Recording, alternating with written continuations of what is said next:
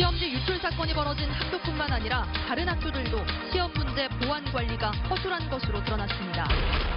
광주시 교육청이 내년부터 고등학교 1학년까지 무상급식을 확대할 예정이지만 광주시와 시의회는 미온적입니다. 지난 3월 할머니들 사이에 도박비 때문에 살인 사건이 발생한 뒤에도 할머니 도박판이 계속 벌어지고 있습니다. 이달 초에 내린 집중호우로 큰 피해를 본 고성읍과 회천면이 특별 재난 지역으로 선포됐습니다. 여러분 안녕하십니까? 광주 MBC 뉴스데스크입니다. 시험지 유출 사건으로 학교 평가의 신뢰성에 의문이 제기된 가운데 다른 학교들도 보안 관리가 취약한 것으로 드러났습니다. 광주시 교육청의 일제 점검에서 이 같은 사실이 확인됐습니다. 김인정 기자가 보도합니다.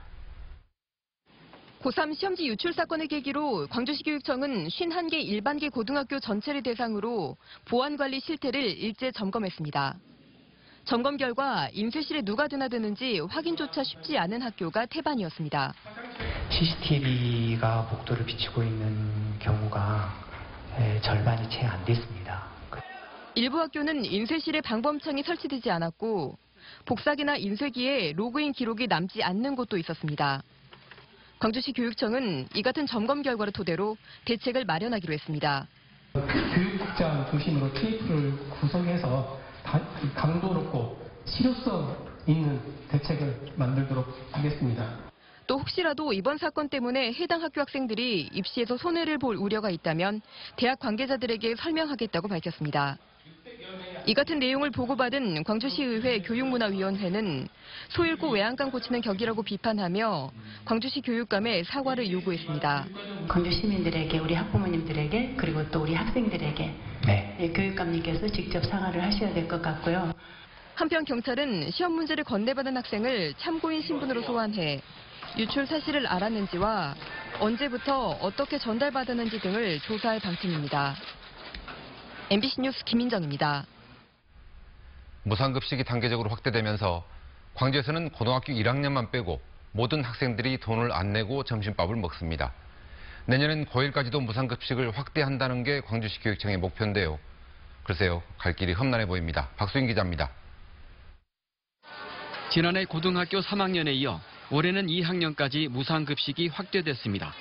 광주시와 의회의 결단으로 예산이 지원됐기 때문에 가능했습니다. 이 아이들이 차별받지 않고 건강하게 살아가야 된다는 그 가치에 저희들이 함께 동의하게 됐습니다. 내년엔 고등학교 1학년까지도 무상급식을 전면 시행하는 게 장희구 교육감의 공약이자 광주시 교육청의 목표입니다. 이제 고등학교 무상교육으로 보편적 교육복지를 완성해 한 아이도 차별하지 않는 학교를 만들겠습니다. 하지만 실천을 위해서는 재원 문제를 해결해야 합니다. 고1까지 무상급식을 확대하려면 추가로 필요한 예산이 100억 원 정도. 이 중에 광주시가 얼마나 지원할 거냐가 관건입니다. 이에 대해 이용섭 광주시장은 17개 광역자치단체 가운데 광주가 가장 많이 지원하고 있다는 말로 미온적인 기류를 내비쳤습니다. 올해의 경우 광주시의 무상급식 지원 예산은 400억 원이 조금 넘었습니다. 적지 않은 예산이 들어가기 때문에 시장이 가치에 동의해야 하고 교육감과도 긴밀히 협의할 문제지만 두 사람은 당선 이후 한 달이 지나도록 따로 만나지도 않았습니다. 새로 구성된 광주시 의회도 협조적인 분위기는 아닙니다. 개원 첫날부터 장희구 교육감에 대한 집중 견제를 예고하더니 상임위 업무보고에서도 무상급식 재원 대책을 따졌습니다. 혹시 재원 확보를 하고 하시는 건지 아니면 어떻게 하고 계시는지요? 비단 교육감의 공약 때문이 아니라 광주 교육의 미래를 위해 광주시와 의회의 협력은 필수적이지만 임기 초반부터 이상 기류가 흐르고 있습니다. MBC 뉴스 박수인입니다. 도박비 때문에 60대 할머니가 80대 할머니를 살해한 사건이 몇 달 전 광주에서 있었습니다. 그런데 비극의 발단이 됐던 문제의 도박장은 살인사건 이후에도 계속 운영됐던 것으로 드러났습니다. 송정근 기자입니다.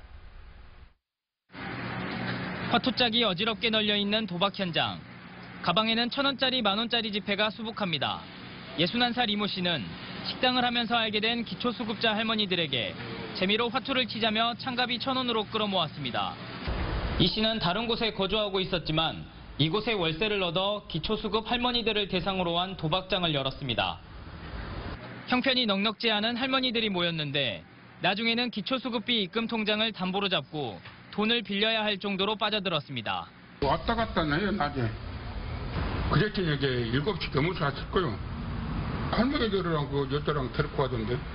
지난 3월에는 이 도박판에서 83살 우모 할머니에게 돈 50만 원을 빌렸다가 빚독촉을 받은 69살 손모 할머니가 우 씨를 살해하기도 했습니다.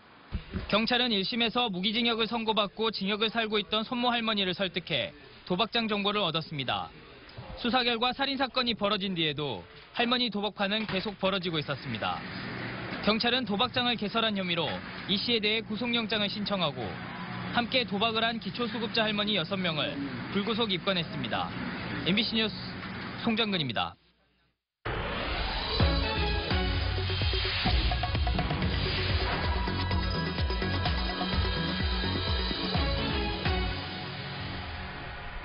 지난달 말 멸치 금어기가 끝나고 이달부터 본격적인 멸치잡이가 시작됐습니다. 조업 방식이 다른 어민들끼리 갈등을 빚으면서 어획량이 줄고 있습니다. 보도에 문영철 기자입니다. 한창 멸치잡이에 분주할 선망 어선들이 항구에 정박해 있습니다. 관행적으로 사용하던 계량 그물에 대한 단속이 강화되자 조업 자체를 포기한 겁니다. 이 조류나 해역에 맞게끔 조업을 할 수 있게끔 어구 개선을 8년 동안 해왔습니다. 써왔는데 이런 상태가 계속 유지되면 저희 어민들은 바다에 나가서 죽으라는 법밖에 안 됩니다. 대표적인 멸치잡이 업종인 권현망도 사정은 별반 다르지 않습니다.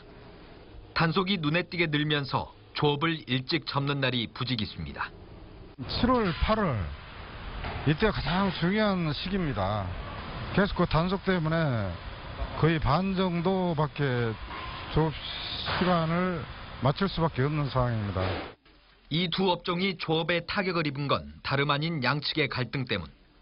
권현망은 선망이 불법 어구를 사용한다며 반대로 선망은 권현망이 혼액과 남획을 일삼고 있다며 해경과 지자체 등에 서로를 단속해달라고 요구하고 있는 겁니다. 특히 올해는 어민들의 고발과 감시가 일상화되면서 하루 평균 3만 상자에 달했던 멸치 위판량도 2만 상자에 그치고 있습니다. 작년 이맘때에는 170억 정도 입판을 했는데 현재는 물량이 좀 줄어서 30억 정도 감소됐습니다. 해가 갈수록 깊어지는 갈등과 반목에 행정력은 쓸데없이 낭비되고 지역 주력 산업까지 침체되고 있지만 지자체와 수산당국은 어민들 스스로가 해결할 문제라며 여전히 뒷짐만 지고 있습니다. MBC 뉴스 문형철입니다.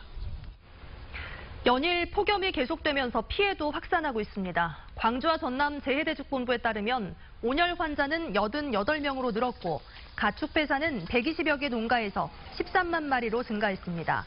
특히 가축 폐사의 경우 하루 사이에 14,000마리가 늘어났고 피해액도 9억 원으로 하루 만에 1억 원 이상 증가했습니다. 최근 내린 집중호우로 큰 피해를 본 보성군 보성읍과 회천면이 특별 재난지역으로 선포됐습니다. 행정안전부는 지난 10일부터 13일까지 보성읍과 회천면 지역에 대한 재난피해 합동조사를 실시한 결과 피해 규모가 정부 지원 기준인 4억 5천만 원을 초과해 특별 재난지역으로 선포했다고 밝혔습니다. 읍면동 단위의 특별 재난지역이 선포된 것은 이번이 처음으로 해당 지역은 피해 복구를 위해 소요되는 비용 가운데 일부를 국고에서 추가 지원받게 됩니다. 다음 달 8일인 섬의 날이 올해 국가기념일로 지정됐습니다. 정부는 섬 발전 정책을 총괄하는 기구를 설립할 예정인데 전국에서 가장 많은 섬이 모여있는 전남 다도해 권역에 들어설 가능성이 높아 보입니다. 박영훈 기자의 보도입니다. 20여 가구가 모여 사는 섬마을. 만조 때 잠기는 갯벌 위 노둑길을 높여 고립을 풀어달라는 주민들의 목소리가 수십 년째 외면받고 있습니다.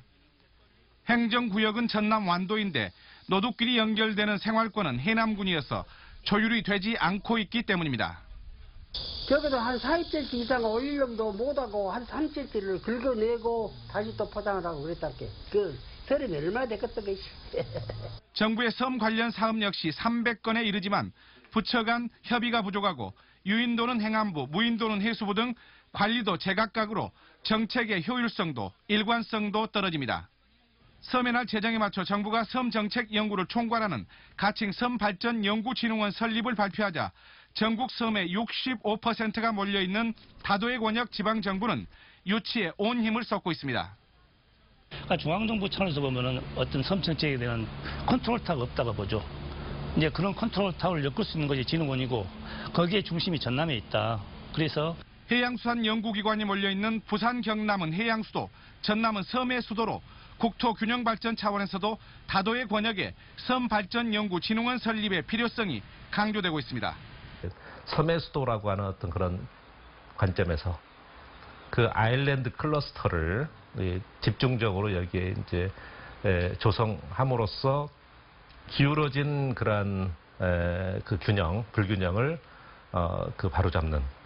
정부는 내년 8월 8일 제1회 섬의 날 기념식 공식 행사가 치러지는 만큼 늦어도 내년 상반기 안에 섬발전연구진흥원 설립 지역을 결정할 것으로 보입니다. MBC 뉴스 박영훈입니다. 디자인 업체에 부당하게 지급한 지원금을 광주시가 회수하는 것은 적법하다는 법원 판단이 나왔습니다. 광주지법 행정 1부는 A 디자인 업체가 광주시를 상대로 낸 감사 결과 처분 요구 취소 소송에서 원고 패소 판결했습니다.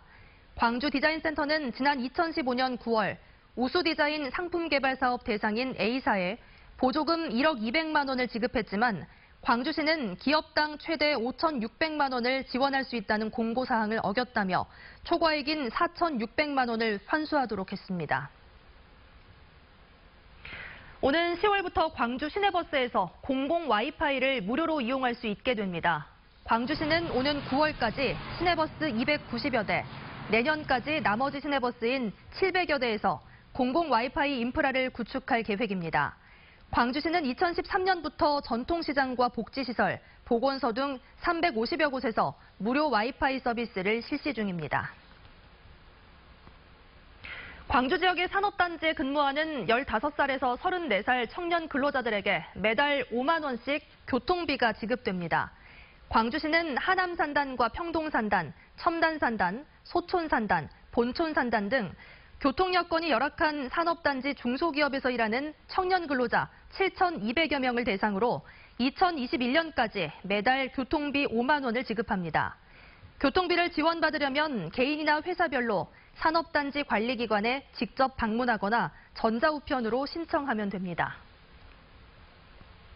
오늘 오후 4시쯤 광주시 광산구 하남산단 내 철강 제품 생산 공장에서 41살 김모 씨가 철판을 감는 장치에 몸이 끼어 숨졌습니다.